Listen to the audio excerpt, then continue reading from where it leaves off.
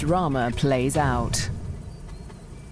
Two hyena cubs, born in rival territories, struggle to survive as their clans wage war.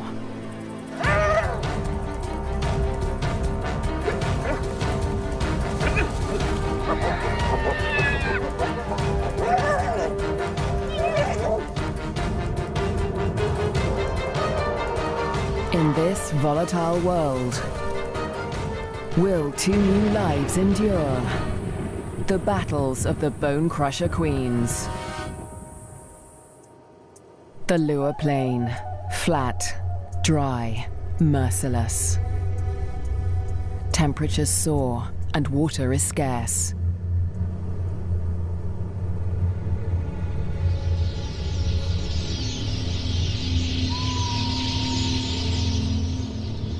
When the rains come, a wildebeest migration will flood into Lua Plain, but for now, only a few hardy adults stir the dust. Yet in this barren landscape, one of Africa's most underestimated predators has risen to greatness: the spotted hyena. Spotted hyenas are extraordinary survivors. Their powerful jaws crush through bone, and their cast-iron stomachs digest even rotting meat. Yet in many regions, these bone crushers hunt far more often than they scavenge. Female spotted hyenas are remarkable amongst mammals. They are larger, stronger, and fiercer than male hyenas, and they have the most male-like sexual organs of any female mammal. This bizarrely elongated organ was once thought to be a product of high testosterone levels in the womb, but today it continues to mystify scientists. The female hyenas govern the clans, led by all-powerful matriarchs. Neighboring clans are sworn enemies, and territorial trespassers are often viciously attacked. This story begins in Zambia, in the Lua Plain National Park, where spotted hyenas reign as the top predators. In the heart of the park is a thriving hyena clan.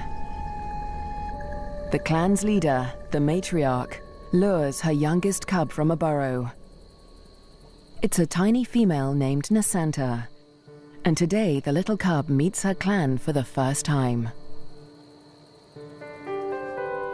For 2 weeks, the newborn lay hidden in a burrow away from this main den, but now she is old enough to join the clan. Nasanta raises her leg in the typical hyena greeting, allowing her clanmates to identify her distinctive scent. The clan will recognize her by this smell, and she in turn must learn to recognize theirs.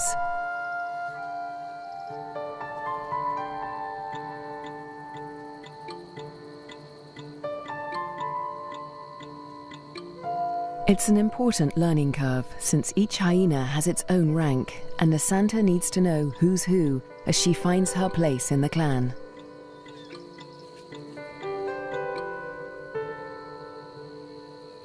Fortunately, when it comes to rank, Nasanta has a head start.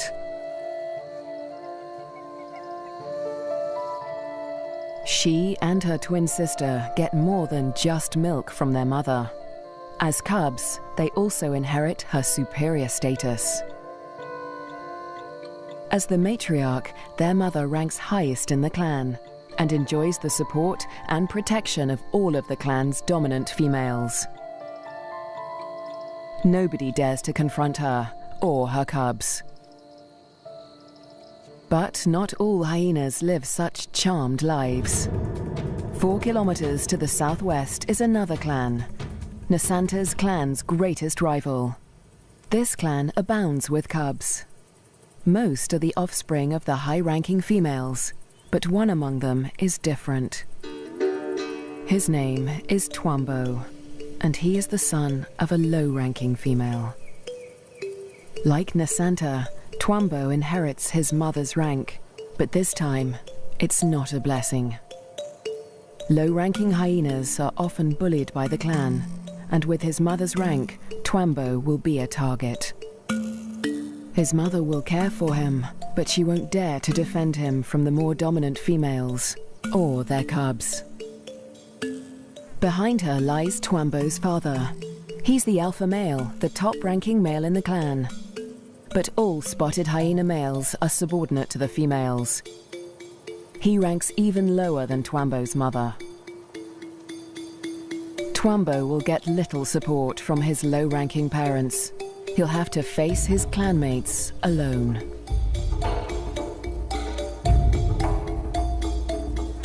But for now, it's all good fun. At only a few weeks old, the cubs are more concerned with play than rank.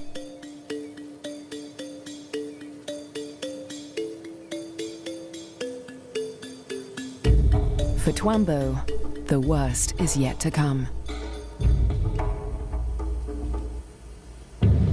Twambo and Nasanta's home on the Lua Plain has a catastrophic history. For more than 100 years, the Lozi people have lived in the Lua Plain National Park amongst the wildlife, conserving and protecting it by order of the Lozi King. But a decade ago, around the turn of the 21st century, everything changed. A scourge of poachers invaded Lua Plain. Weapons streamed in from war-torn Angola, and a massacre was unleashed. Lions were targeted for their valuable skins, the herds for their meat.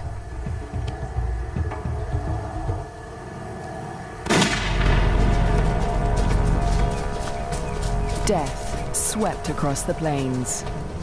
Thousands were slaughtered. Lua's wildlife populations were devastated.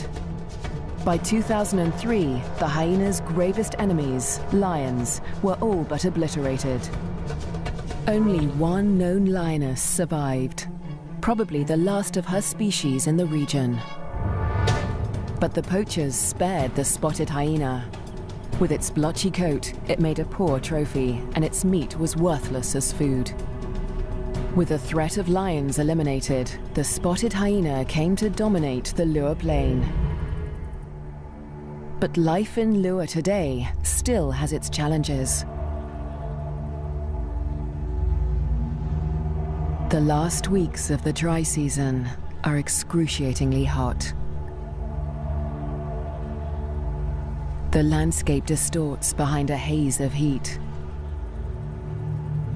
But today, Twambo's mother senses a change.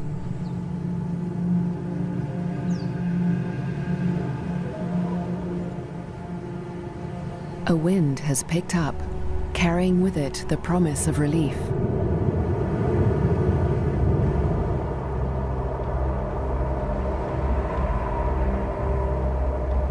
A storm approaches.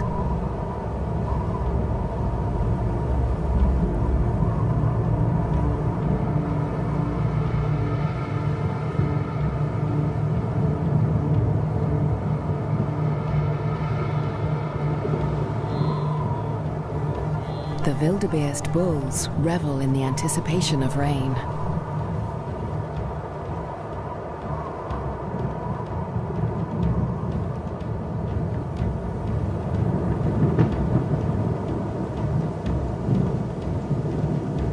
But this storm harbors a deadly threat. Fire. Flames tear through the dry grassland at terrifying speed, heading straight for Twambo and Nasanta's dens. The cubs are too small to outrun the blaze. If the fire reaches the den, they could suffocate in the heat and smoke.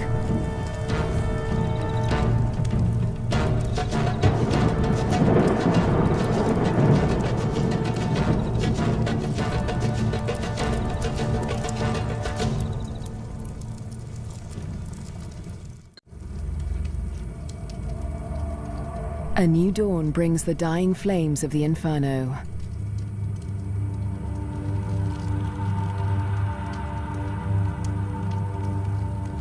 The blaze scorched the land around Nasanta's den before the wind turned it away. The cubs are safe, but they look out on a desolate landscape.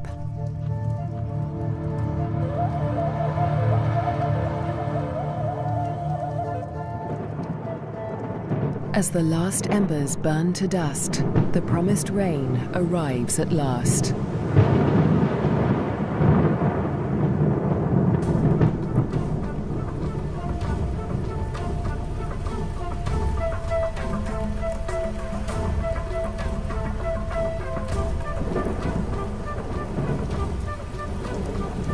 The cool downpour provides long-awaited relief from the heat and brings about a spectacular phenomenon on the plain.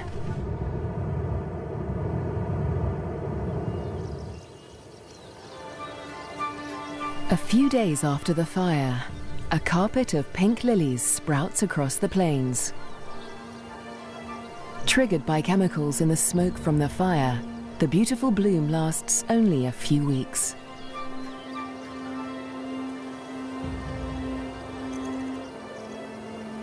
In the meantime, Nasanta's mother, the matriarch, needs to find food.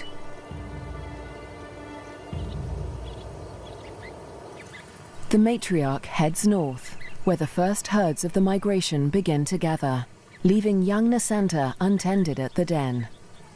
Spotted hyena milk is so rich that Nasanta can survive without suckling for days at a time, so the matriarch can afford to venture far from the den in search of food.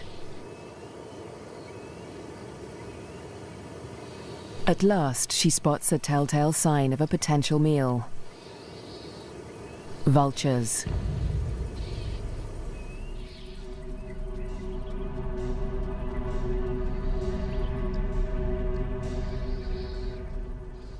Her suspicions are soon confirmed. A wildebeest bull lies injured in the grass.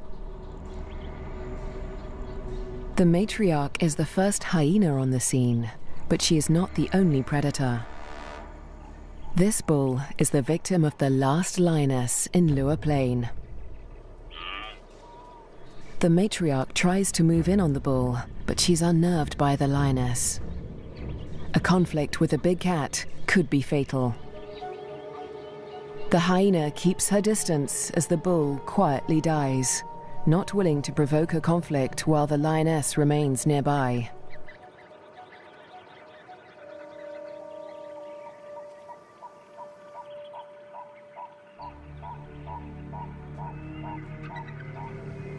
The circling silhouettes of the vultures can be seen from far and wide, guiding the matriarch's clanmates to the kill.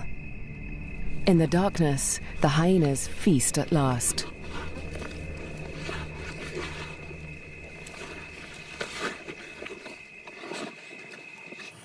At daybreak, Nasanta's mother and her clanmates return to their den.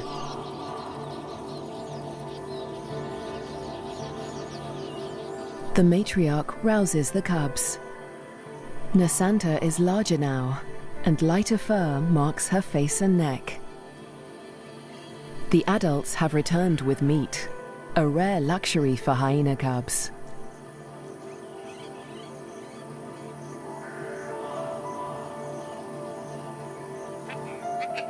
It's the highest-ranking cubs that commandeer the scrap.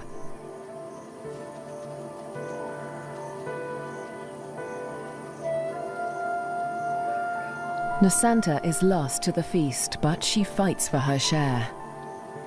The other top-ranking cubs are stiff competition, and they won't let lower-ranking cubs anywhere near this scrap.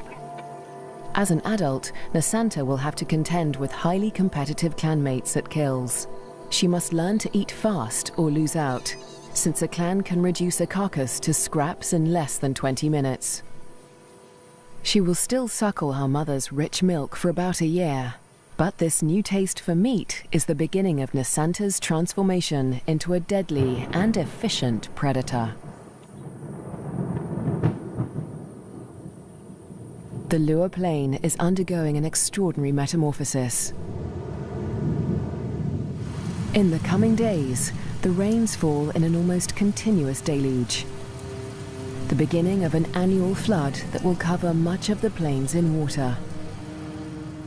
Dusty depressions become waterlogged marshes, and life floods into the plains.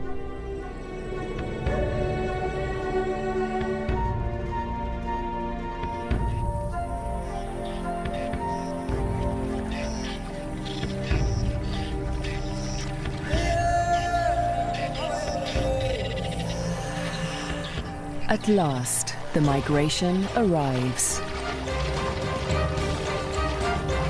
Just in time for the bountiful wet season, over 35,000 wildebeest descend on the plains, the culmination of the second largest wildebeest migration on Earth. Most of the cows are pregnant, and in the next few weeks, all of them will give birth.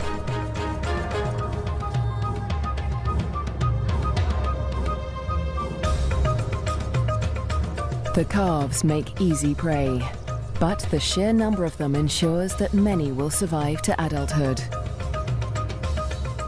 For the hyenas, the time of plenty has begun.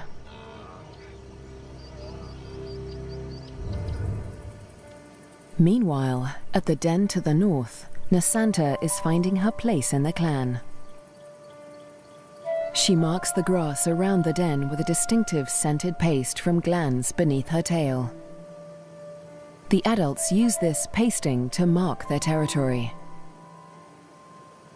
For Nasanta, it's part of the process of establishing her rank.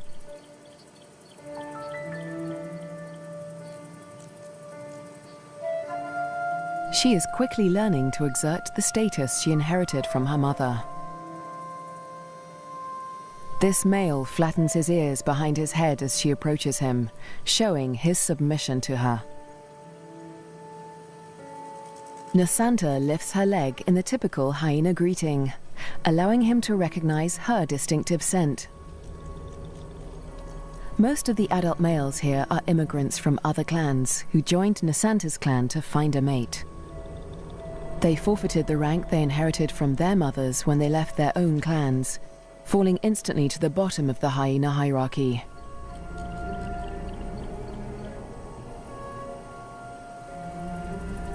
Despite Nasanta's age and tiny size, this male and all the other adult immigrant males in her clan are subordinate to her.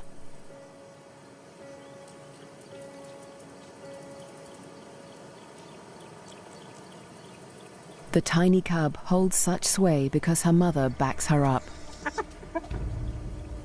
The matriarch often comes to Nasanta's defense, attacking low-ranking hyenas to reinforce her tiny cub status.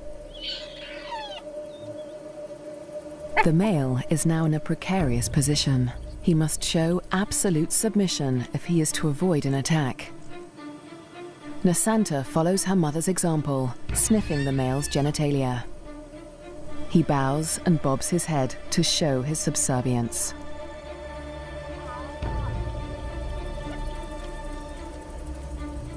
But the clan females are not convinced. They join the interrogation. Fearlessly, Nasanta stays in the thick of the fray.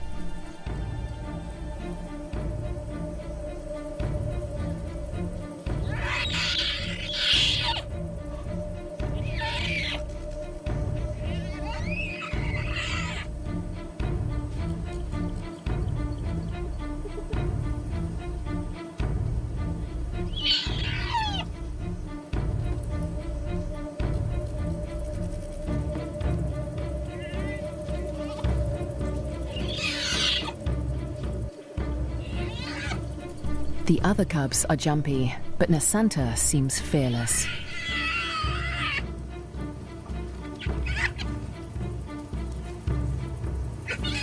With the protection of the matriarch and the clan females, no hyena would dare to hurt Nasanta. 4 kilometers to the southwest, Twambo is not faring quite as well. He's also growing up fast, with the first spots showing through his black coat. But unlike most of the other cubs, Twambo is a loner. As the cubs get older, they become more aware of each other's ranks. The higher-ranking cubs have built bonds with each other, forming relationships they will carry into adulthood. But Twambo has few allies in the clan. When the other cubs do take an interest in him, it's usually to beat him up.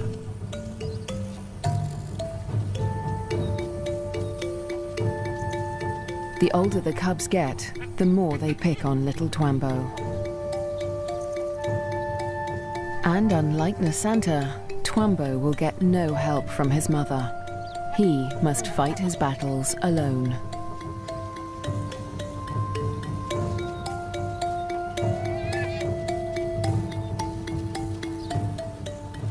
In the meantime, Twambo's mother has other things in mind.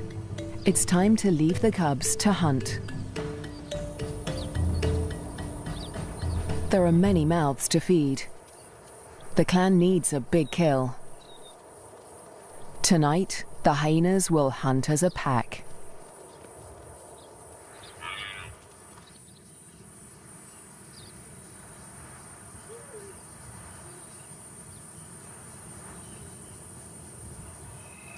The search for prey takes Twambo's clan dangerously close to rival territory. They are right on the border of Nasanta's clan's hunting ground. Clans are viciously territorial. If they're discovered, a conflict could break out, but it's a risk they are willing to take. They isolate a small herd of wildebeest, seeking out the most vulnerable targets.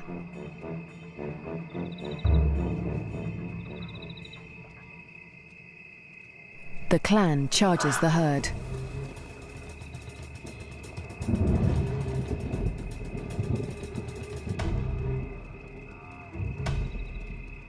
A cow bolts in panic.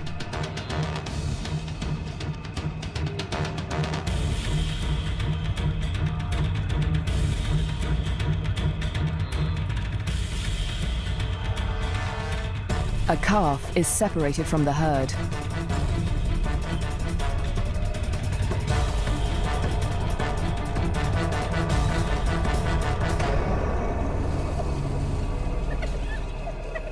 Both mother and calf fall to the deadly pack.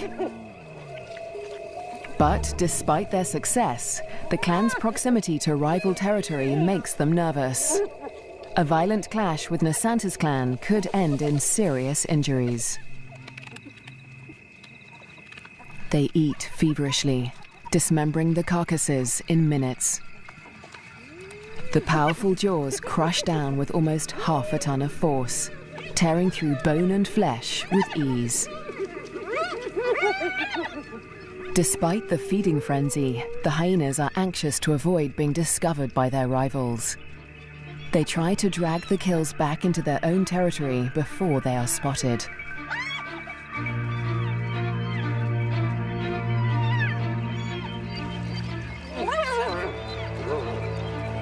The move comes too late. A territorial patrol from Nasanta's clan has come to investigate.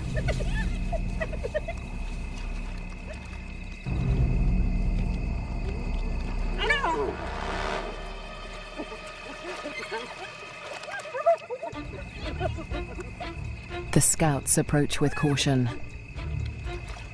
as the intruding clan braces for a fight.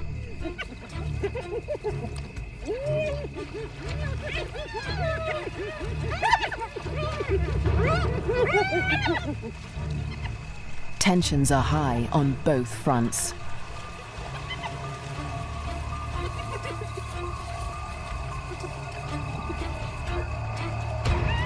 A few scouts try to approach the kill, but the intruders chase them off. The scouts are grossly outnumbered. They won't win this fight alone, so they retreat. But this battle isn't over yet. The scouts will return with reinforcements.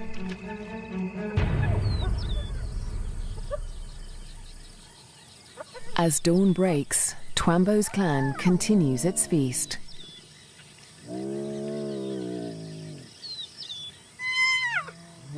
Lulled into false security, they hold their position, still precariously close to enemy territory.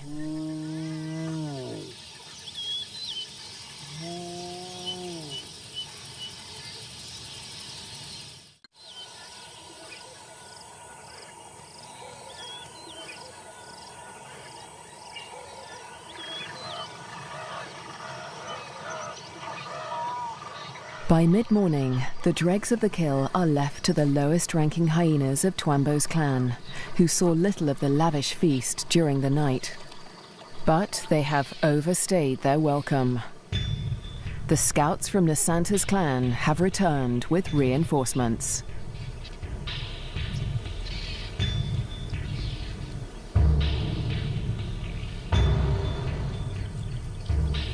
This territorial infringement will not be taken lightly.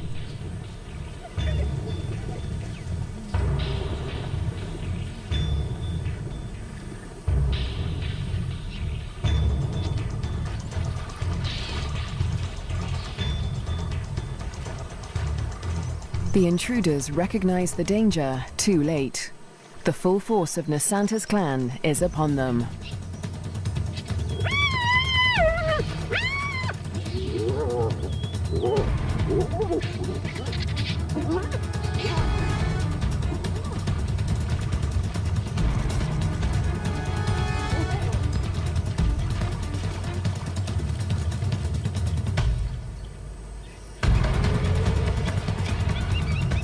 Twambo's father, the intruding clan's alpha male, is in trouble.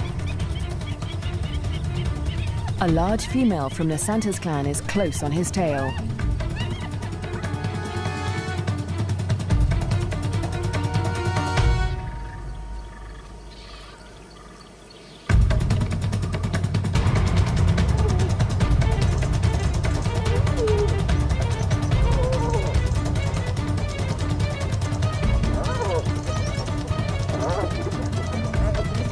He is cornered.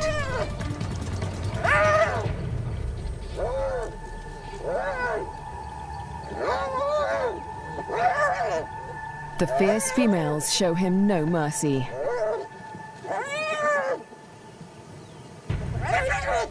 They target his spine and ears.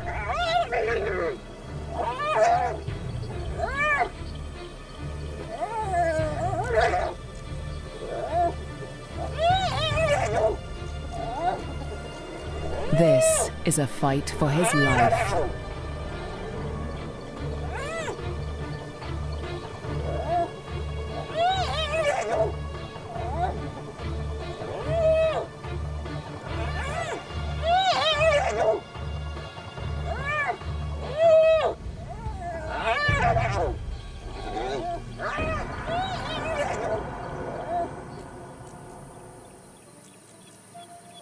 As dusk falls, the battered members of Twambo's clan return to the den.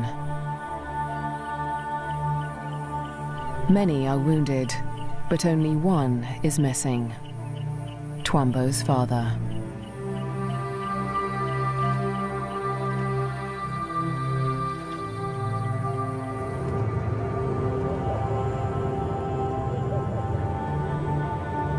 Weeks pass before he finally appears, limping and disfigured, but alive. His wounds have healed, but they will mark him for life. His ear has been ripped from his head. But the alpha male's injuries are not the worst of the fight.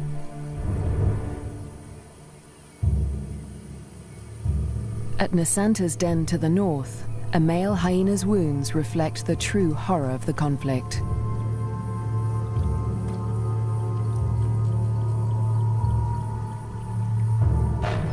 His nose and lips have been ripped from his face, healing into a permanent snarl.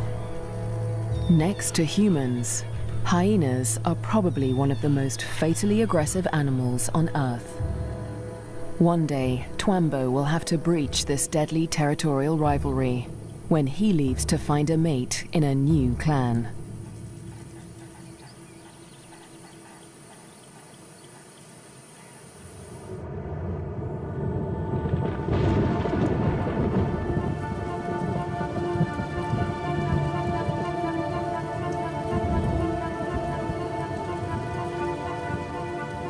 In the weeks following the clan war, the rains continue to fall in a ceaseless torrent.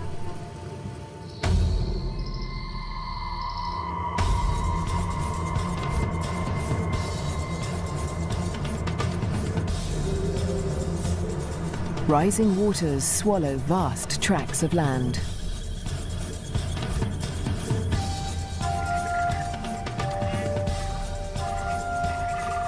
There is little dry ground, a blessing for the birds, but a curse for the herds that must wade through shoulder-high water.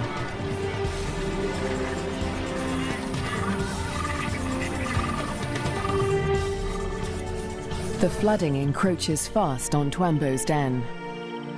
The adult hyenas seem to enjoy the quagmire, using it as a pantry in which to store scraps for future meals.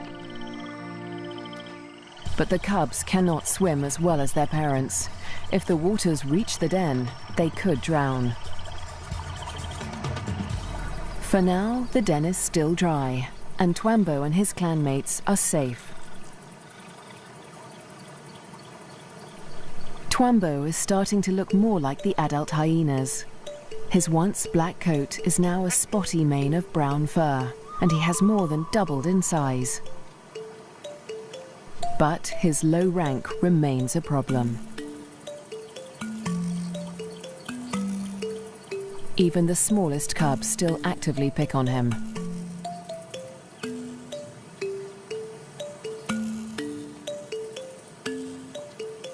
Fortunately, he's also becoming more independent and can escape his belligerent clanmates as he explores ever further from the den.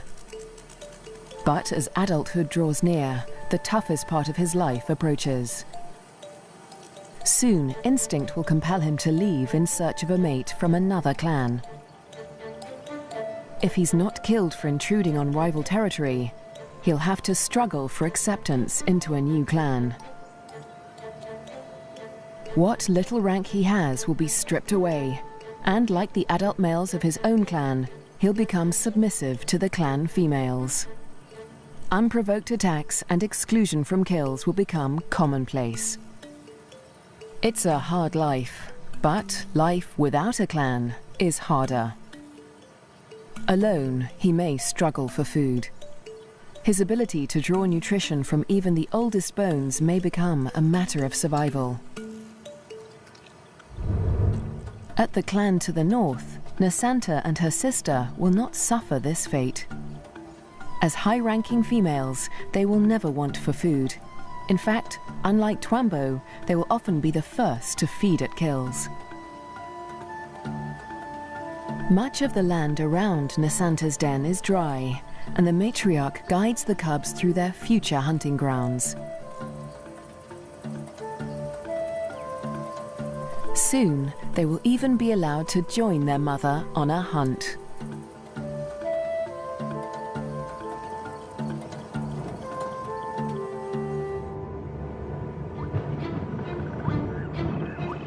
At nightfall, the rains begin anew. Catfish squirm through the flooded Lua Plain as the waters rise ever higher. If the flood reaches Twambo's den, it could change everything for his clan.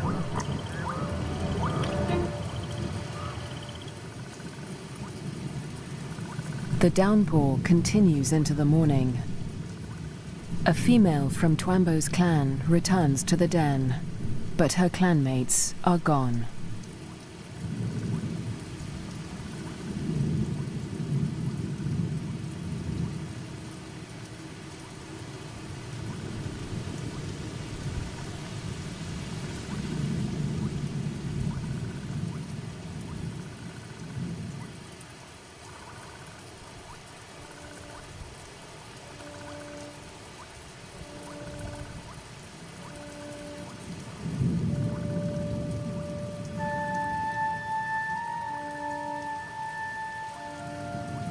The burrows lie empty.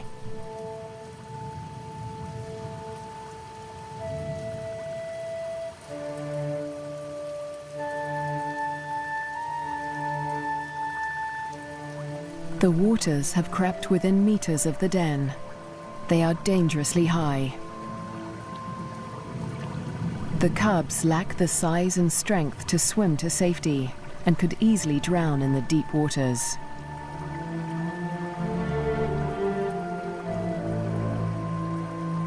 Cut off from dry land, the den could become a death trap.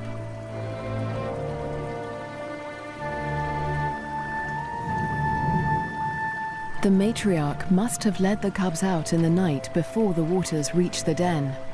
But this female has been left behind. She will have to search for the clan on higher ground, or try to survive without them.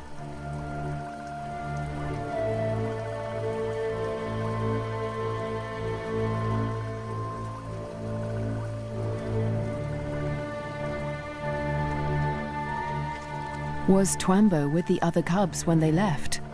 Or has he too been abandoned in the flood, left to search the territory for remnants of his clan?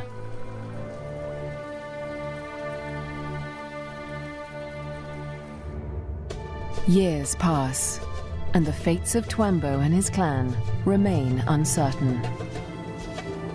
Dry seasons come and go, and each year the plains flood anew. Nasanta continues to flourish as she grows into a high-ranking adult. But today, something unexpected happens. A stranger appears, a hyena foreign to Nasanta's clan. It's Twambo. He survived the floods and has grown to adulthood. He's on his own now, searching for a mate and a new clan.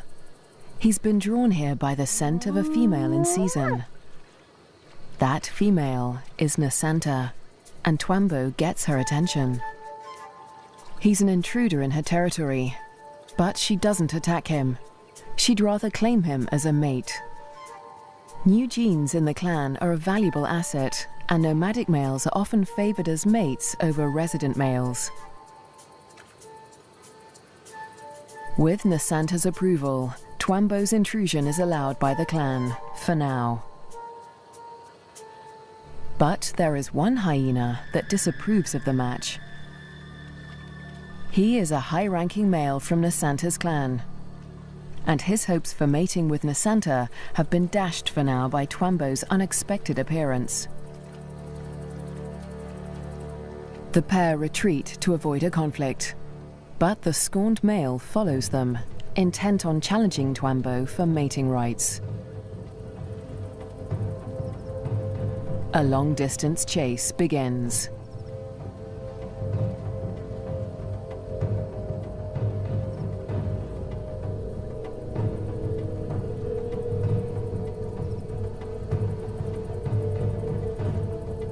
In the blistering midday heat, Twambo and Nasanta try to outrun their pursuer. But the male hyena won't give up.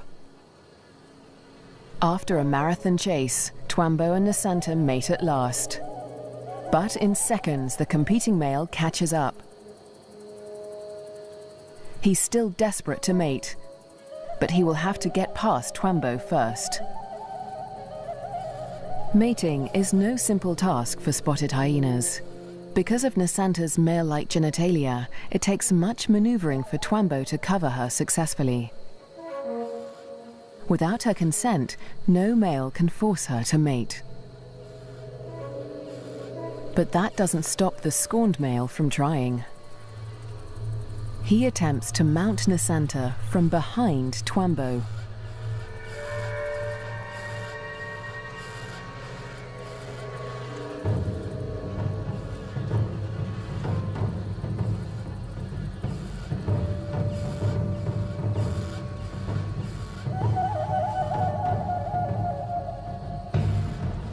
At last, the male accepts defeat, leaving Twambo and Nasanta to complete their courtship in peace. But when the mating ends, so too does the clan's tolerance for Twambo. He must still gain acceptance into Nasanta's clan.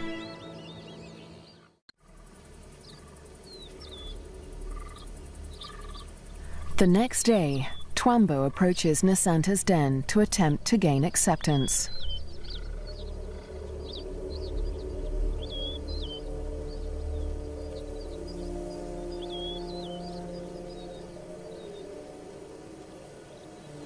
The dominant females immediately investigate the stranger. Twambo flattens his ears and bows his head to show his submission. But it's not enough for them.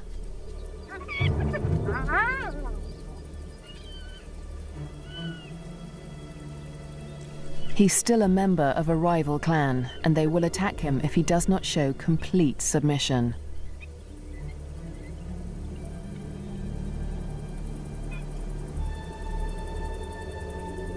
In order to gain acceptance into the clan, Twambo must also win the favor of the matriarch, Nasanta's mother.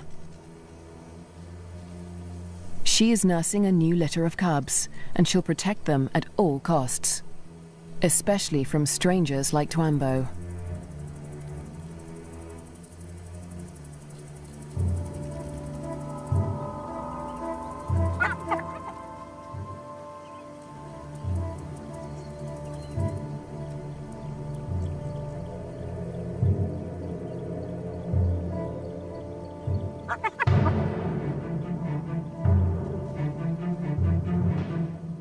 Twambo keeps his head low, showing absolute deference.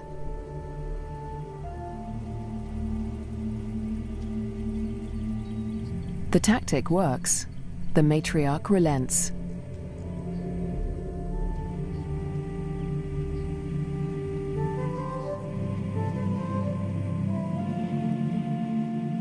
Finally, she allows him to greet her by sniffing beneath her hind leg.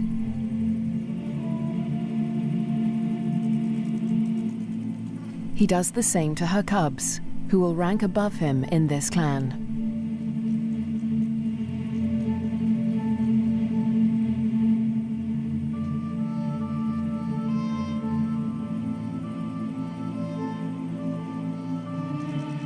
At last, he is allowed to lie down only meters from the matriarch. It seems that Twambo has been accepted into Nasanta's clan.